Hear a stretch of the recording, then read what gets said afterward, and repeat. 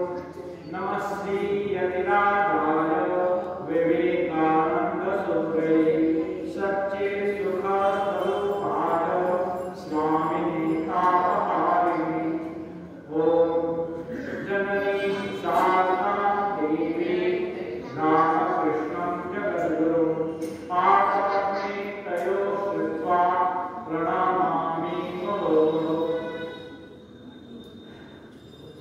स्वामी विवेकानंद जी 12 जनवरी सन 1863 ईस्वी को इस धराधाम में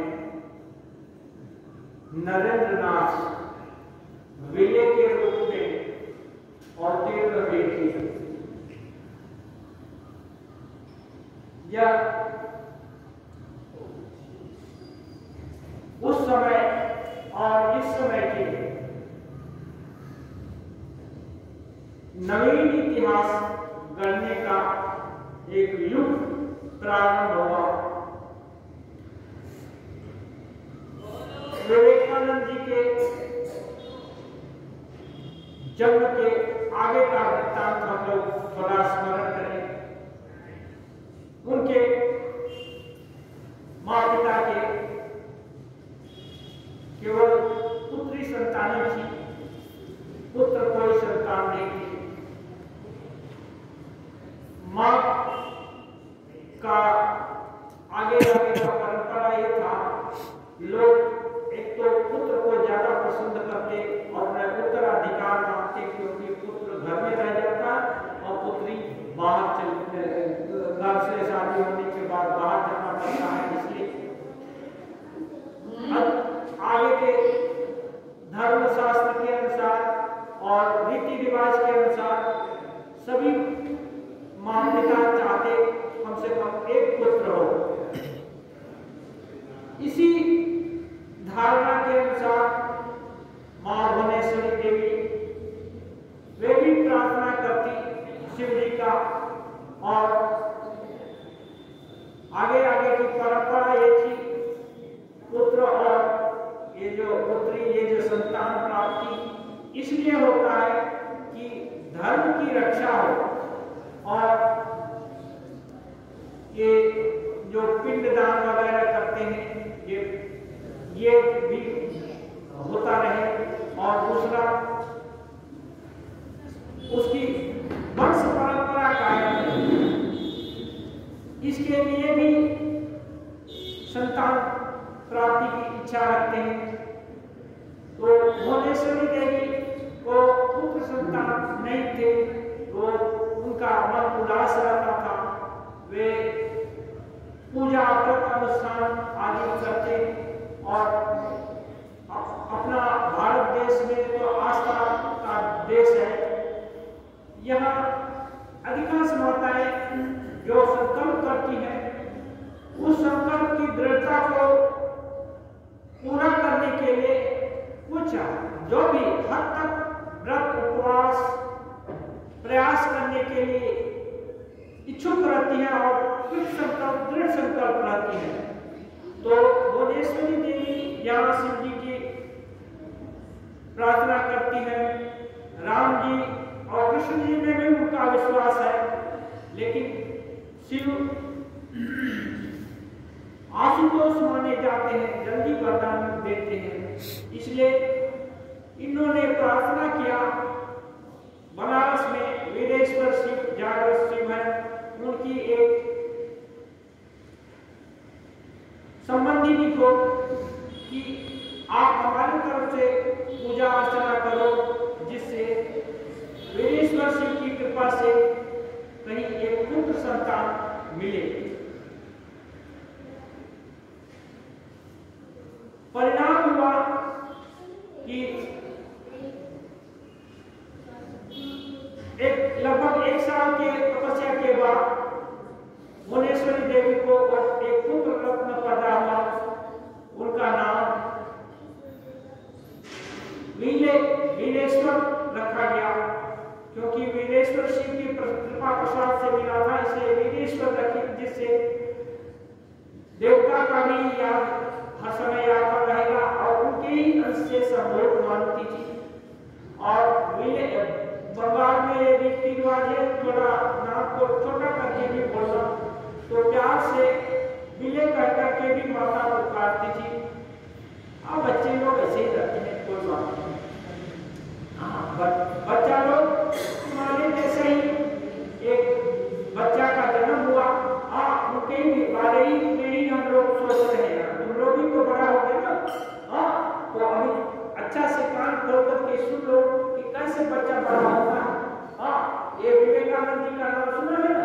विवेकानंद जी ऐसे तुम लोग के जैसे ही छोटे बच्चे के रूप में जन्मे थे और इतना प्रसिद्ध हो गए दुनिया भर में। तो कैसे हुए? हाँ, उनकी माता जी बहुत तपस्या की थी। हाँ, शिव भगवान को प्रार्थना किया था, पूजा किया था, और उनका संबंधी को बनारस में रहती थी, उनको भी विनती किया था कि जाकर बृहस्पति शिव जी का पूजा करना। और वो भी पूजा कर रही है, ये भी पूजा कर रही है। उसके फलस्वरूप विवेकानंद जी का जन्म हुआ। हाँ, और विवेकानंद जी आप जैसे लोग हैं ना, छटपट कर रहे हैं, कुछ करते रहते हैं इधर उधर, शांत होकर बैठ नहीं सकते, कोई नहीं है। बच्चा लोग शांत नहीं होता है, बच्चा लोग को थोड़ा बात करना ही चाहिए, है ना। ये एनर्जी का द्योतक है, ठीक है। तो विवेकानंद जी आप से भी ज्यादा चंचल थे, और उनके रूप में जो आता था और विले सब कुछ करते थे, और उनको कोई रोक नहीं सकता था। कभी कभी गुस्सा हो जाएंगे तो घर का बासन पत्र है ना सब, वो भी तोड़ देते थे, फेंक देते थे, कपड़ा फाड़ देंगे। हाँ, लेकिन एक गुण था, कभी कोई भिखारी भिक्षा मांगने के लिए आया तो वो जरूर उसको देते थे, उसको भगा नहीं देते थे, वो कुछ न कुछ देते थे। और उनको ध्यान नहीं रहता था कि ज्यादा कीमती चीज दे रहे हैं कि कम कीमती चीज दे रहे हैं। जो भी अच्छा लगा हाथ के सामने आया उठाकर भिखारी को दे दिया। कभी कभी तो माता जी का अच्छा साड़ी भी उठा करके दे दिया, कभी किसी का कपड़ा दे दिया, कभी बर्तन दे दिया, कुछ भी दे देते थे।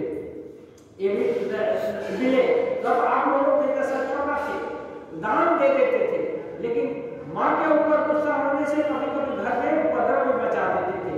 तो माँ सोचती कि बहुत भगवान शिव जी का प्रार्थना किया, और तो इसके उसे एक लड़का भी मिला, और लड़का इतना उपद्रवी हर समय परेशान कर देता है।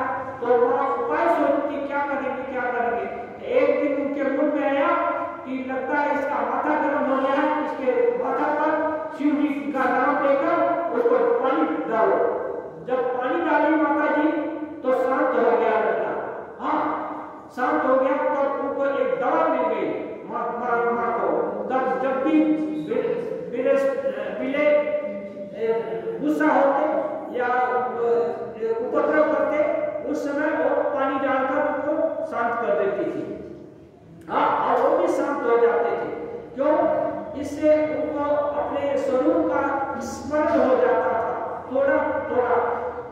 चाहे बच्चा हो या बूढ़ा हो, यदि सबके अंदर, स्वामी जी बोलते हैं it's soul is potentially divine, सबके अंदर वही अव्यक्त ब्रह्म शक्ति है। उसका कुछ न कुछ हर समय ही प्रकाश सबके अंदर रहता है, लेकिन उसका इतना क्षीण प्रकाश रहता है कि उसको समझ में नहीं आता कि अपने अंदर ब्रह्म शक्ति है। तो जब माता जी पानी डालती और शिव शिव बोलती, तब वो शांत हो जाते विले। तो एक उनका एक क्रम था। और अब विले धीरे धीरे बढ़ने लगे तो माँ शिक्षा भी देती है। माँ बोलती है बेटा एकदम सत्य हर समय बोलना, चाहे कितना भी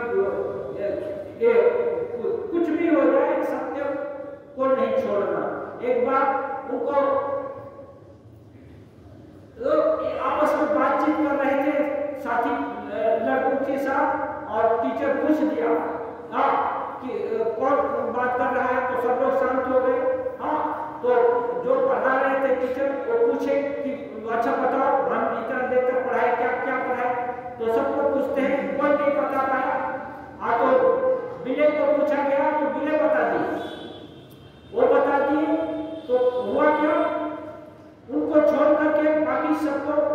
टीचर दंड देगा, उनको सबको बेंच पर खड़ा कर दिया ना, तो ये भी बेंच पर खड़ा हो गए। क्यों? ये तुमको खड़ा होने की जरूरत नहीं, तुम बैठो। टीचर बोले तो बोले नहीं, बात तो मैं ही कर रहा था, इसलिए मुझको भी दंड मिलना चाहिए।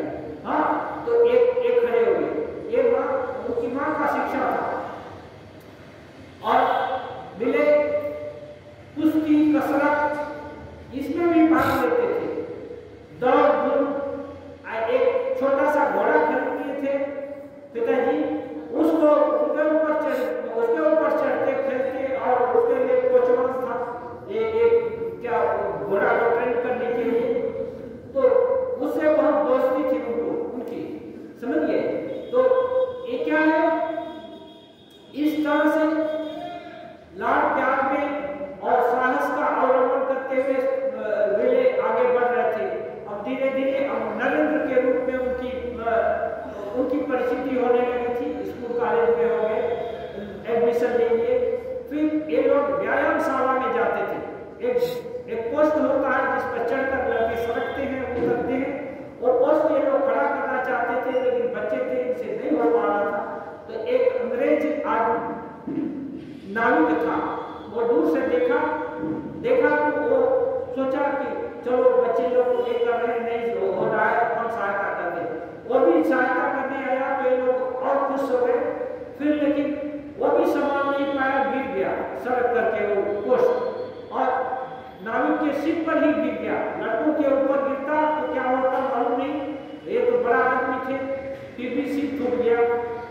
तो कुछ लड़के तो एकदम डर से भागे, क्योंकि एक तो अंग्रेज और दूसरा उपकार करने आया, और उसका खून बढ़ रहा है, तो इस डर के मारे भाग गए। लेकिन नरेंद्र अपनी धोती फाड़े, और एक जो एकदम पास वाले लड़के थे उनके साथ मिलकर के और नरेंद्र नाथ उसको हॉस्पिटल में ले गए, और चंदा मांगकर उसको चिकित्सा कराई, और चंदा मांगकर थोड़ा और रुपया स्वस्थ होने के बाद 2-4 दिन के बाद ठीक ठाक हो गया, तो उसको कुछ रुपया देकर विदाई की।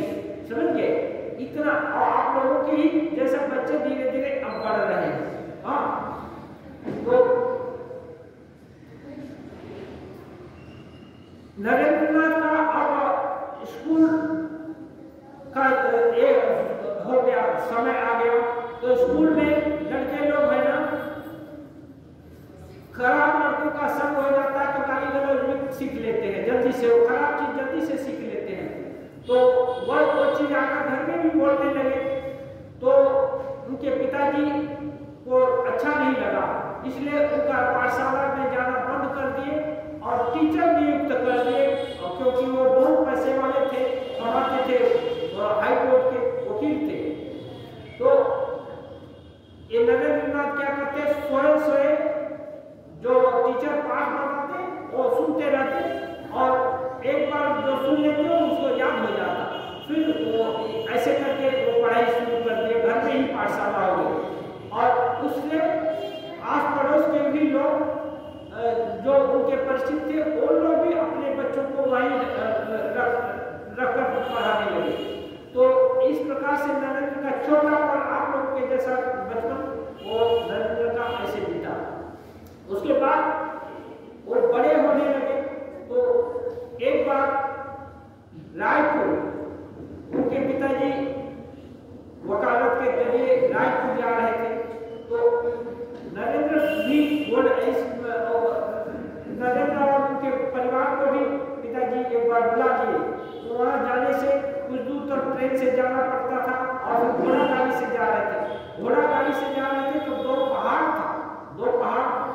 पहाड़ मानो सट गया है ऐसा पहाड़, और उस पर मधुमक्खी जानते हैं जो शहद निकलता है, उसका छत्ता इतना बड़ा था कि उसको देखते देखते ही नरेंद्रनाथ को मानो होश अपना भूल गया और एकदम बने बेहोश एक तरफ से हो गए।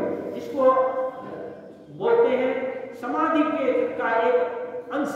जैसे आदमी अच्छा जब बहुत खुशी होता है तो एक एक समय अपने स्वरूप की छोटी सी झलक मिल जाती है, तो उस झलक में वो कितना समय बीत गया स्वामी जी को पता नहीं, और वो बेहोश अवस्था में ही पड़े रहे और उसके बाद जाकर के बहुत जब दूर चले गए तब उनको होश आया। लेकिन ये सोने के जैसा नहीं था, ये सुखद अनुभूति हो रही थी, सुखद एक जो अनुभव था तो सुख देने वाला था। तो ये उसके बाद गए रायपुर में, पिताजी ही कुछ टीचर नियुक्त कर दिए थे, पिताजी भी पढ़ाए उनको, फिर वापस आए तो स्कूली शिक्षा यहाँ फिर कलकत्ता में 1-2 साल के बाद आ गए, यहाँ पढ़ने लगे। स्कॉटिश चर्च कॉलेज में भी स्वामी जी पढ़ाई की। तो जब स्वामी जी बड़े हो गए तो उनको अंग्रेजी पढ़ने का शौक नहीं था। वो सोचते थे कि अंग्रेजी विद्या विदेशी है, विदेशी स्वाभिमानी लड़का विदेशी शिक्षा नहीं पढ़ना चाहता है। लेकिन बार बार लोग समझाने से, बताने के कारण फिर मान गए और जब पढ़ने लगे तो उनकी पढ़ाई में बहुत रुचि हुई और अंग्रेजी का सभी कुछ अपने सहयोगी सहपाठी लड़कों में सबसे अव्वल रहते और इंग्लिश दर्शन की भी किताबें बहुत सारा आयत्त कर ली, पढ़ ली और थोड़े समय में ही अपना पाठ्यक्रम पढ़ करके पूरा कर लेते और बाकी समय खेल कूद और हंसी ठट्टा इसमें भी जोड़ देते। लेकिन उनकी हंसी साधारण लड़कों के जैसा नहीं थी, और सुसंस्कृत और माने नैतिकता से भरपूर होती थी। तो ये स्वामी जी का ऐसे विस्तार एक हुआ।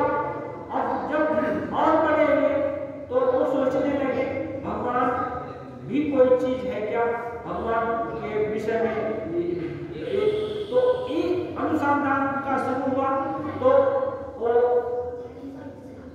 ब्रह्म समाज में केशव चंद्र से और ये इन लोग के संस्पर्श में आए और ब्रह्म समाज ज्वाइन कर लिए और उन लोग के तरह से पूजा प्रार्थना भी करने लगे, ध्यान जप भी करने लगे।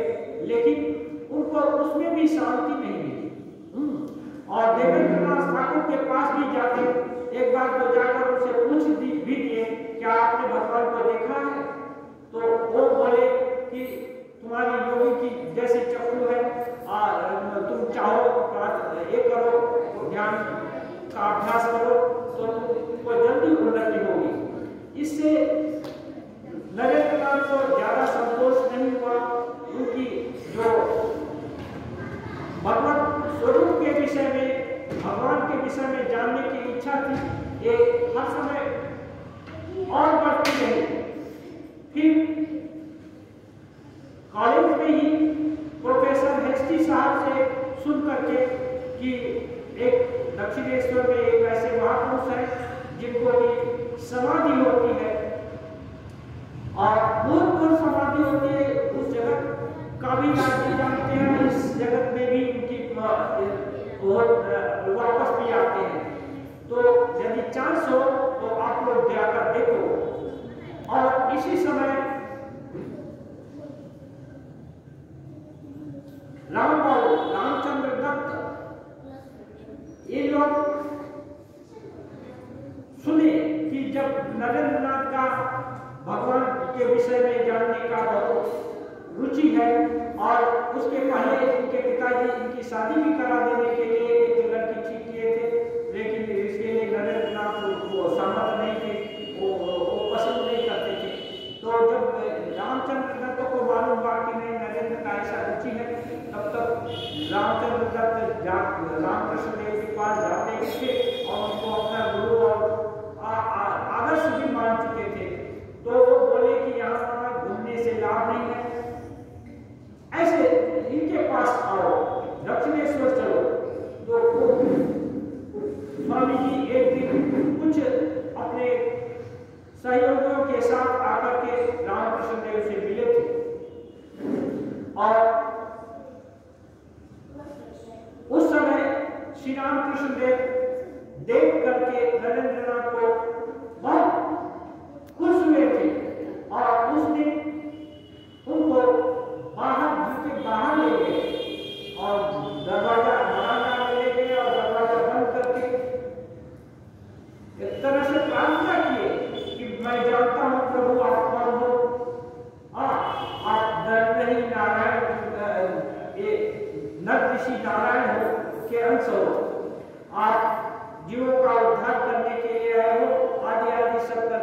श्री रामकृष्ण देव बोले। और उस समय विवेकानंद तब नरेंद्रनाथ आकर फिर बाद में वो उनको कुछ अटपटा लगा कि ऐसा आदमी जिसके साथ हमारा कभी परिचय नहीं है, भला आकर हमारे विषय में ऐसा क्यों बोलता है। और लेकिन इन नरेंद्रनाथ श्री रामकृष्ण देव की जो भी क्रियाकलाप है सबका एक निरीक्षण करते रहे। तो भीतर में सबके साथ जब आए रामकृष्ण देव, उसके बाद नॉर्मल जैसे आगे सबसे बात कर रहे थे वैसे ही बात की। फिर नरेंद्रनाथ को कुछ खिलाए भी। तो नरेंद्रनाथ के विषय में रामकृष्ण देव एक बार दर्शन हुआ था, उनको दर्शन हुआ था। वो देखे थे कि उनका मन समाधि मार्ग से एकदम उठता जा रहा है, इस जगत का सब चीज उनका दूर हो जा रहा है। और फिर आप उनका मन आगे बढ़ा तो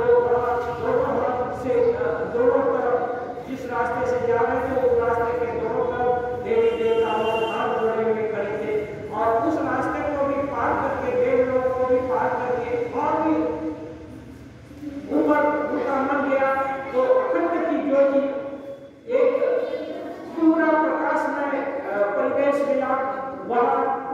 और भी आगे बढ़ते गए तो देखे कि 7 ऋषि लोग नाम लगाकर बैठे हुए हैं। और जब इन ऋषियों को देखे तो उसमें से एक ऋषि के पास और उनका मन टिक गया। और वहां देखते हैं कि उसी अखंड ज्योति का जो एक अंश घनीभूत होकर के वो एक शिशु, छोटा सा शिशु बन गया। और उस ऋषि के गले में हाथ डालकर बोला, मैं पृथ्वी लोक को जा रहा हूं, तुम्हें भी आना होगा। फिर उस ऋषि ने धीरे से आंख खोली और इस बालक की तरफ देखा। मानो एक बालक उसका पहले का प्रतीक हो और उसका अपना आदमी हो, आत्मीय हो। और उसने भी ऐसा देखा और फिर आंख बंद कर दिया। मैंने उसको अनुमति सामर्थ्य दे दिया कि अच्छा ठीक है तुम चलो, मैं भी आऊंगा। इसके बाद श्री रामकृष्ण देव बाद में भक्त लोगों को बोले थे, को देखकर उनको ऐसा अनुभव हुआ कि ये वही ऋषि है। वो लोगों के कल्याण के लिए, इनके युग धर्म की शिक्षा के लिए, सहायक हाथ बटाने के लिए वो आया। फिर एक बार इनको नरेंद्रनाथ को श्री रामकृष्ण देव टच भी कर दिए। टच करने से सोचे कि इसको इसकी स्वरूप की अनुभूति करा रहे। लेकिन नरेंद्रनाथ देखने लगे कि उनका घर द्वार सब मुक्त हो जा रहा है, ये सभी चीज मानो शून्य में लीन हो रहा है। और तब उनको थोड़ा डर लगा और वो बोले, अरे क्या कर रहे हो, मेरे माँ पिताजी हैं, अब तो मैं गया, मेरे तो माँ पिताजी हैं। तब रामकृष्ण देव हंसते हुए बोले थे, अच्छा ठीक है रहने दो। और उनका सवालते हुए बोले थे। तो फिर देखे थे नरेंद्रनाथ की नॉर्मल अवस्था में आ गए थे। और एक बार यदुवंशी के गार्डन हाउस में भी ले जाकर श्री रामकृष्ण देव उनको टेस्ट किए थे और उनसे उनके वंश की कहानी के विषय में भी जान लिए थे, अपने प्रभाव से अवगत करके। ऐसे ना करके नरेंद्रनाथ श्री रामकृष्ण देव के पास थोड़ा अभिभूत हुए कि ऐसा आदमी जो कि एकदम मैंने भगवान को छोड़कर और कुछ नहीं चाहता है, ऐसा ये करते हैं, आगे की प्रसिद्धि भी है, फिर भी मुझको इतना स्नेह करते हैं। हाँ, कुछ ऐसा बोल देते हैं, कुछ ऐसा कर देते हैं जिससे उनको लगता है कि थोड़ा सा इनसे इनमें कुछ एक्सेंट्रिसिटी भी है। लेकिन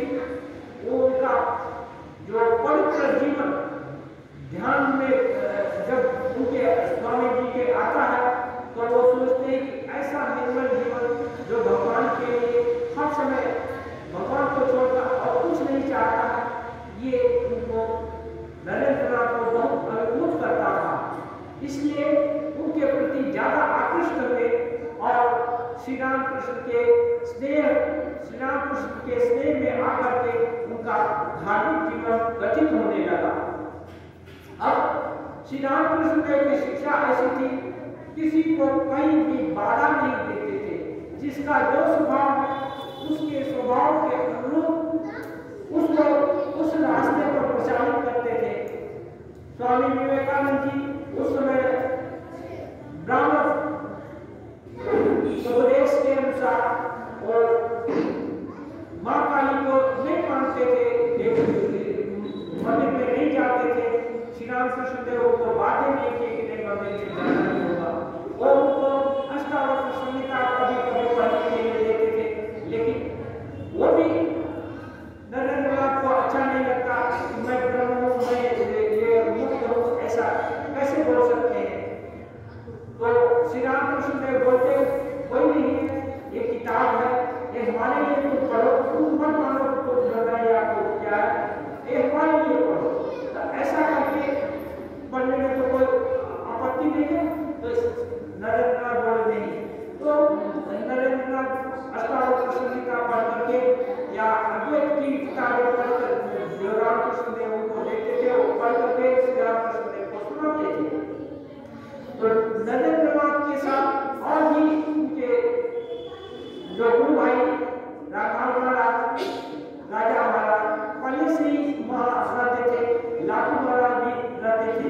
ये लोग के साथ भी धीरे धीरे घनिष्ठता होने लगी और श्री रामकृष्ण देव सबसे अग्रणी नरेंद्रनाथ को मानते थे और सबके सामने नरेंद्र की प्रशंसा करते थे कि नरेंद्र ऐसा है वैसा है, और ये करते थे। और सबको नरेंद्र को मानने के लिए मैंने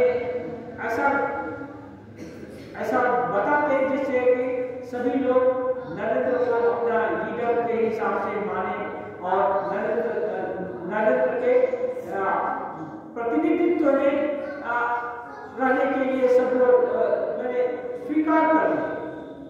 इसलिए कभी कभी इससे उससे तर्क भी कराते, गिरीश बाबू से कभी नरेंद्रनाथ का तर्क करा देते।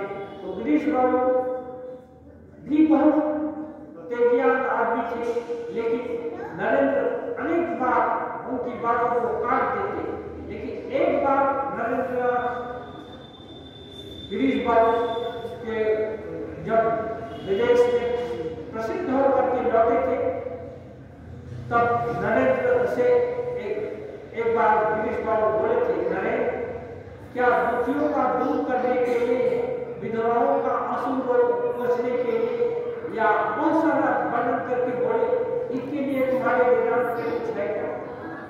सब स्वामी विवेकानंद तब हो गए थे, तब स्वामी विवेकानंद कुछ नहीं बोले, वो भावुक हो गए और उनके आंखों से आंसू की धारा बहने लगी और वापस अपने रूम में चले गए थे, वो जगह छोड़ करके। तो गिरीश बाबू बोले थे, देखो तुम्हारा अन्य स्वामी जी के चेहरा को भी हो गए थे, उनको बोले थे देखो तुम्हारे गुरु को हम इसलिए नहीं मानते कि विश्व प्रसिद्ध है या हम कर देखो, मैं दुख दर्द की बात लोगों की बोला और उनके दिल में पीड़ा शुरू हो गई। मैंने सहानुभूति इतनी ऊंची है, तो इसके कारण मैं इनको मानता हूँ। तो नरेंद्रनाथ की शिक्षा ये श्री रामकृष्ण देव के आचार्य ने श्री रामकृष्ण देव उनको हर तरह का फ्रीडम दी। जैसे जो है फ्रीडम इज द एक है उन्नति का सबसे प्रशस्त मार्ग है स्वतंत्रता। स्वतंत्रता नहीं है, स्वतंत्र आदमी नहीं है, पराधीन है, सबने सुख नहीं, पराधीन आदमी को कभी सुख नहीं हो सकता। जो स्वतंत्र नहीं है उसका विरोध भी नहीं हो सकता है। इसलिए रामकृष्ण देव की पद्धति शिक्षा की पद्धति थी, सभी को उसकी रुचि के अनुसार समझने और आगे बढ़ने का स्कोप दिया जाए। इस चीज को स्वामी विवेकानंद जी अच्छा से ग्रहण किए। स्वामी जी कभी कभी खराब लोगों को भी रामकृष्ण देव के पास ले आते, वो बोलते, रामकृष्ण देव को बुलाना के स्वामी डांटे भी कि भला ऐसे लड़कों को क्यों लाता है। तो नरेंद्रनाथ उनको बोले थे कि ये लड़के आपके पास नहीं जाएंगे तो और और किसके पास जाएंगे? तब उनका नरेंद्रनाथ की इंगिती को समझ करके श्री रामकृष्ण देव और उनको नहीं बोले कि नहीं, ये लोगों का हमदर्द है और माने समझता है कि नहीं, यहाँ आने से उनका कल्याण हो सकता है, इसलिए ये आता है और कोई कारण नहीं है, हमदर्दी के कारण आता है। इसलिए रामकृष्ण देव उस समय चुप भी हो गए थे। तो स्वामी विवेकानंद जी का ये जो जीवन, ये आधुनिक जो भी युवा है उसकी जितनी भी इच्छा, जितना भी ये क्या है अपने स्वावलंबी स्वाभिमान सभी का द्योतक ये क्या है विवेकानंद जी है। ये कभी भी किसी से किसी जो मतामत होता है, एक लड़का एक पक्ष लिया, एक दूसरे पक्ष लिए, तो अपना पक्ष पुष्ट करने के लिए बहुत सारी युक्ति और तब तक नहीं रुकते जब तक कि अपना पक्ष एकदम उसको प्रतिष्ठित नहीं कर देंगे। इसलिए स्वामी विवेकानंद जी का दृढ़ संकल्प इतना मजबूत था कि वो किसी भी विरोध को स्वीकार नहीं कर सकते थे, अपना पक्ष रख ही देते थे। ऐसा जो अभी आजकल का युग है, सभी लोग अपने मत को प्रतिष्ठित करने के लिए है, फिर भी ऐसे विवेकानंद रामकृष्ण के त्याग, पवित्रता, भगवत पारायणता इसको देख करके अभिभूत हुए और धीरे धीरे इनको अपना गुरु के रूप में स्वीकार किए। ये एक दिन की बात नहीं है। ये विवेकानंद जी रामकृष्ण देव को बहुत तरह से टेस्ट किए। ये एक सुने कि इनका सिक्का, ये जो तब चांदी का सिक्का होता था, ये कोई भी रुपया छू जाने से इनका हाथ टेढ़ा हो जाता था। तो एक दिन नरेंद्रनाथ 1 रुपया रामकृष्ण देव के बिस्तर के नीचे घुसा दिए और तब वो नहीं थे।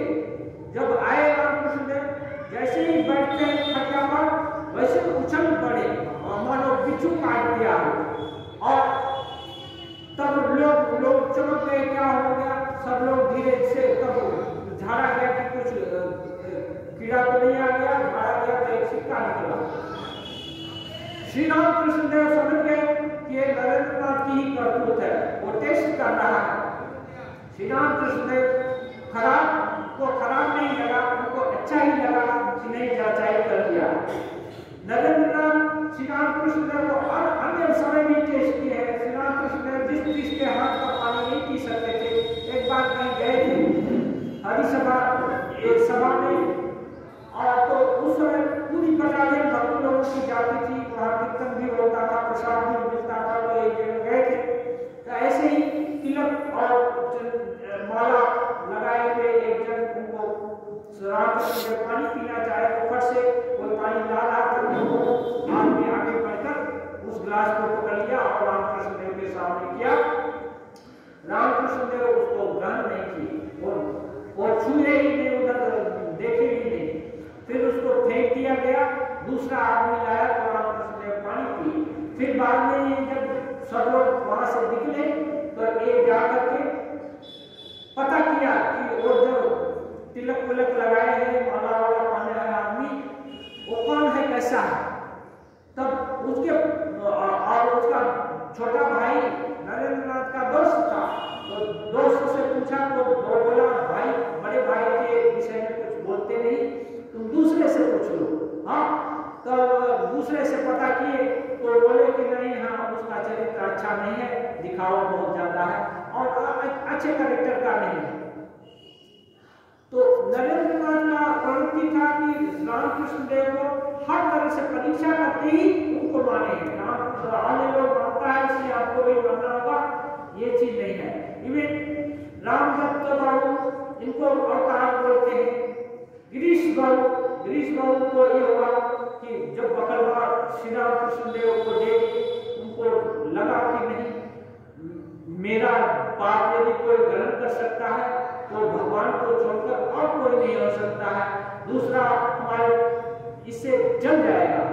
श्री गिरीश बाबू ये कहते थे, बाद में परवर्ती समय में बेलूर में आने से श्री सन्यासी जो बाद के सन्यासी लोग हुए वो बोलते थे, जानता है मैं जिस जगह पर बैठता था 7 हाथ जमीन उसकी ऊपर हो जाती थी।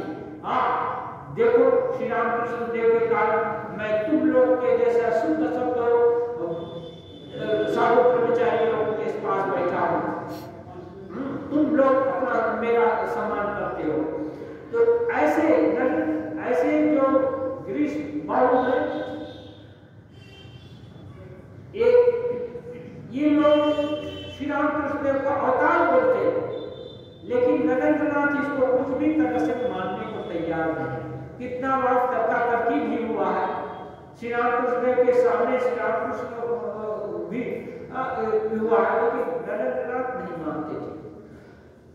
नरेंद्रनाथ तब श्री रामकृष्ण को बोले अवतार माने जबकि एकदम डेथ बेड पर कंकाल मात्र और शेष श्री रामकृष्ण पड़े हुए हैं और जाएंगे तब जाएंगे, जीवन की कोई आशा नहीं है। डॉक्टर लोग भी हाथ उठा दिया है, सभी लोग निराश हैं प्राय। ऐसे समय में एक दिन उनको लगा कि यदि इस कठिन अवस्था में भी श्री रामकृष्ण देव बोलते हैं कि नहीं मैं अवतार हूं, तो मैं इनको स्वीकार कर सकता हूं।